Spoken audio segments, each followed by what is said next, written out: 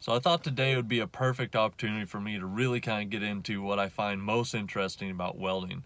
I love the practical side of it. It's really cool, things you get to build, things you get to do, but I'm kind of a book nerd, I guess you'd say.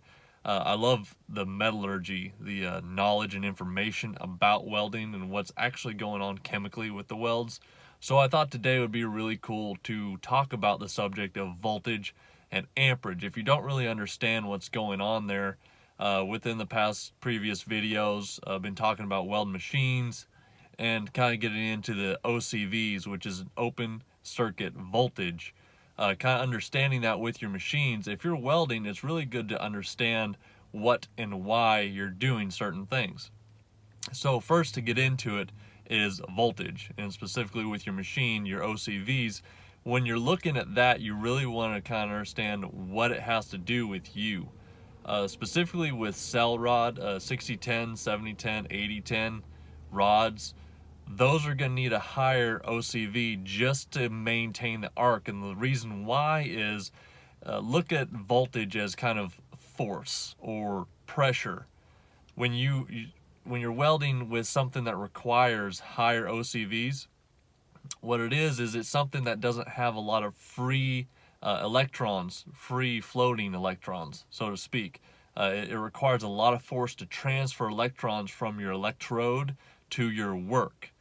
So it needs a lot of force to overcome the resistance. With TIG welding, you actually don't need as high OCVs because when you're using the tungsten, it's got a lot more free electrons floating. It transfers it very well. It's a lot cleaner. There's not much resistance there, so you don't need as high voltage with TIG welding. But with stick welding, you do. Most of the time you're welding carbon, and that it really has a lot of resistance there. There's a lot of salts and a lot of stuff in the metal itself, rust at some points that you're trying to overcome, the transferring metal from electrode to your work. So that's what voltage is you kind of want to think it as pressure or the force.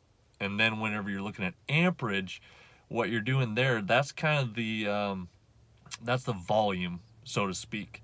So whenever you want to transfer more electrons, when you're transferring more electrons, when the electrons are hitting the work, that is what's actually chemically creating the heat in your puddle. That's why you can have a hot or cool puddle. So the less amperage you have, the less flow you have, or volume of electrons, so your heat's lower, the chemical reactions going on there, you don't have as hot of a puddle.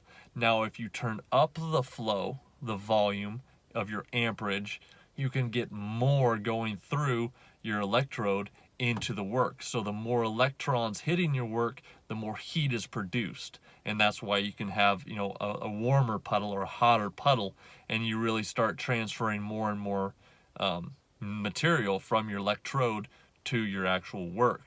Now the problem with all this, you got to realize though, and why there's different sizes of electrodes, is because with so much force and so much flow, you're going to have resistance. That's why you have ranges. You can only force so much volume through let's say a certain size pipe. You got a 1/2-inch pipe versus a 2-inch pipe. You can push a lot more volume through a 2-inch versus a 1/2-inch. So if you got an 1/8-inch rod and you're trying to push 200 amps of volume, you're gonna melt the stick or melt the rod. I mean, it's too much volume. There's too much resistance. That's why you got to jump up to a 3/16. So you got a larger material, think of it, larger pipe, so you can force more volume. That's why you can put down more metal with a larger diameter rod and more volume.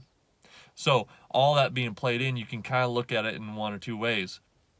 With you're looking at amperage, just think of it as you got like a garden hose, and you turn on the garden hose and you can just it comes out. There's not very much volume, or I'm sorry, pressure, but there's a lot of volume, coming out. I think it's like 3/4 inch.